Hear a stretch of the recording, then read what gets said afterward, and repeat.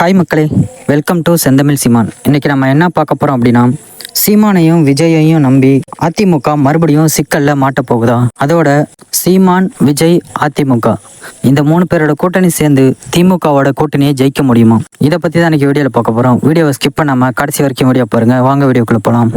2024 லோக்சபா தேர்தலுக்கு முன்னாடி அதிமுக செய்த ஒரு தவறை மறுபடியும் 2026 சட்டசபை தேர்தலுக்கு முன்னாடி அதிமுக செய்தா அப்படின்ற ஒரு கேள்வி எழுந்திருக்கு. 2024 லோக்சபா தேர்தலுக்கு முன்னாடி காங்கிரஸ் கட்சியை கூட்டணிக்கு அழைக்க அதிமுக தீவிரமாக முயற்சி பண்ணிட்டு இருந்தாங்க.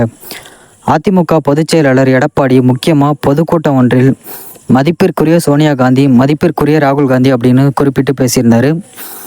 பாஜகவோட கூட்டணியை முறிச்சதுக்கப்புறம் அதிமுக பாஜக இடையே கூட்டணியை உருவாக்க எடப்பாடி பழனிசாமி முயல்றாரோ அப்படின்ற ஒரு கேள்வி கூட எழுந்திருக்கு.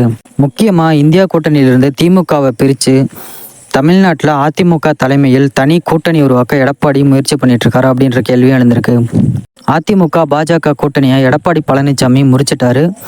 இஸ்லாமியர்களே, நீங்கள் ஆசைப்பட்டது போல, நீங்கள் எல்லோரும் எதிர்பார்த்தது போலவே அதிமுக தனியாக வந்துருச்சு. பாஜக கூட்டணியாக முறிச்சிட்டு அதிமுக தனியாக வந்துருச்சு. இனி நாங்கள் தனியாகவே கூட்டணி அமைப்போம் அப்படின்னு எடப்பாடி பழனிசாமி சொல்லியிருந்தாரு. அப்போவே அவரோட பிளான் தமிழ்நாடு அரசியலில் பலருக்கும் தெரிஞ்சிருச்சு. முக்கியமாக எடப்பாடிக்கு பக்கத்தில் இருந்த சிலர், அவரோட ஆலோசகர்கள்லாம் காங்கிரஸ் கட்சியை கூட்டணிக்கு கொண்டு வந்துடலாம், காங்கிரஸை கூட்டணியில் சேர்க்கலாம், திமுக ப்ளஸ் காங்கிரஸ் கூட்டணியை உடைக்கலாம் அப்படின்னு ஆலோசனை சொல்லியிருக்காங்க. ஆனால் அது எதுவுமே நடக்கலை.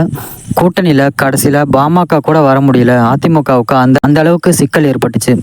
2024 லோக்சபா தேர்தலுக்கு முன்னாடி அதிமுக செய்த அந்த தவிர மறுபடியும் இப்போது 2026 சட்டசபை தேர்தலுக்கு முன்னாடி அதிமுக செய்கிறதா அப்படின்ற ஒரு கேள்வி எழுந்திருக்கு. அது எதனால அப்படின்னா, தமிழ்நாட்டில் விஜயோட தமிழக வெற்றி கழகம் அதிமுக நாம் தமிழர் கூட்டணி உருவாகலாம் அப்படின்னு அதிமுக ஆதரவு ஆலோசகர்கள்லாம் சிலர் தெரிவிச்சிட்ருக்காங்க. முக்கியமாக நாம் தமிழரை கூட்டணிக்கு அழைக்கலாம், இதன் மூலம் திமுக கூட்டணிக்கு பதிலடி கொடுக்கலாம் அப்படின்னு அதிமுக ஆதரவு ஆலோசகர்கள் சிலர் தெரிவிச்சிருக்காங்க. ஆனால் காங்கிரஸை நம்பி தப்பு கணக்கு போட்டது மாதிரி எடப்பாடி மறுபடியும் நாம் தமிழர் விஜயை நம்பி தப்பு கணக்கு போடுறாரா அப்படின்ற கேள்வி எழுந்திருக்கு. ஏன்னா விஜய் புதிய கட்சி, அவரோட வாக்கு வங்கியும் இன்னும் உறுதியாகலை. இன்னொரு பக்கம் தொடக்கமே அவர் கூட்டணி வைக்க வாய்ப்பு இல்லை அப்படின்றதுனால விஜய் கண்டிப்பாக அதிமுகவோட சேர மாட்டார் அப்படின்னு சொல்லிட்டு இருக்காங்க. இன்னொரு பக்கம் சீமான் என்ன நடந்தாலும் நாம் தமிழர் தனியாக தான் நிற்கும் அப்படின்றதுல உறுதியாக இருக்கிறாரு. திராவிட கட்சிகளோட கூட்டணி இல்லை அப்படின்றதுல உறுதியாக இருக்காரு. அப்படி இருக்க மறுபடியும் காங்கிரஸை நம்பி 2024 லோக்சபா தேர்தலுக்கு முன்னாடி அதிமுக செஞ்ச அந்த தவிர மறுபடியும் 2026 சட்டசபை தேர்தலுக்கு முன்னாடி அதிமுக செய்தா அப்படின்ற மாதிரி ஒரு கேள்வியும் எழுந்திருக்கு. ஆனால் அதே சமயம் தமிழ்நாட்டில் விஜயோட தமிழக வெற்றி கழகம், நாம் தமிழர் மற்றும் அதிமுக கட்சிகள்லாம் கூட்டணி வச்சா அவங்களால திமுகவோட கூட்டணியை வீழ்த்த முடியுமா அப்படின்ற ஒரு டவுட்டும் இருக்குது. 2024 லோக்சபா தேர்தலில் தமிழ்நாட்டில் முதல் கட்டமாக ஏப்ரல் 19ஆம் தேதி தேர்தல் நடந்துச்சு. தமிழ்நாடு, புதுச்சேரி உட்பட 40 தொகுதிகளில் ஒரே கட்டமாக தேர்தல் நடந்துச்சு. தமிழ்நாடு மற்றும் புதுச்சேரியில் 40 இடங்களில் 40லையும் திமுக கூட்டணி வெற்றி பெற்றிருக்காங்க. இதில் திமுக மற்றும் திமுக கூட்டணி கட்சிகள் தவிர மற்ற எல்லா கட்சிகளும் கிட்டத்தட்ட இந்த தேர்தலில் டெபாசிட் இழந்திருக்காங்க. அதுலேயும் முதல் முறையாக ஒரு தேர்தலில் அதிமுக 7 இடத்துல டெபாசிட் இழந்திருக்கு. தமிழ்நாட்டில் விஜயோட தமிழக வெற்றி கழகம், நாம் தமிழர் மற்றும் அதிமுக கட்சிகள்லாம் கூட்டணி வச்சா அவங்களால திமுக கூட்டணியை வீழ்த்த முடியுமா அப்படின்ற ஒரு கேள்வி இருக்குது. இதுக்கு தர்க்க அடிப்படையில் பார்க்காம சதவீத அடிப்படையில் என்ன நிலவரம் அப்படின்றது வேணால் பார்க்கலாம்.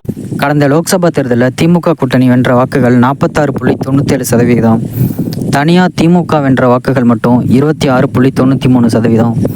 அதிமுக கூட்டணி வென்ற வாக்குகள் 23.05%. தனியாக அதிமுக மட்டும் வென்ற வாக்குகள் 20.46%. நாம் தமிழர் தனியாக வென்ற வாக்குகள் 8.20%. இப்படிப்பட்ட நிலைமையில தான் தமிழ்நாட்டில் விஜயோட தமிழக வெற்றி கழகம், அதிமுக நாம் தமிழர் கூட்டணி உருவாகலாம் அப்படின்னு அதிமுக ஆதரவு ஆலோசகர்கள்லாம் சிலர் தெரிவிச்சிட்ருக்காங்க. முக்கியமாக நாம் தமிழர் கூட்டணிக்கு அழைக்கலாம், இதன் மூலமாக திமுக கூட்டணிக்கு பதிலடி கொடுக்கலாம் அப்படின்னு அதிமுக ஆதரவு ஆலோசகர்கள்லாம் சொல்லிட்டு இருக்காங்க. கணக்குப்படி பார்த்தா கடந்த லோக்சபா தேர்தலில் திமுக கூட்டணி வென்ற வாக்குகள் 46.97%. இந்த சட்டசபை தேர்தலில் குறைஞ்சா கூட 43 வர போகுது அப்படின்னு வச்சுக்கலாம். எதிர்ப்பக்கம் அதிமுக கூட்டணிக்கு 25% வரைக்கும் வரலாம். நாம் தமிழர் அவங்களோட சேர்றப்போ ஒரு 33% உயர வாய்ப்பு இருக்குது.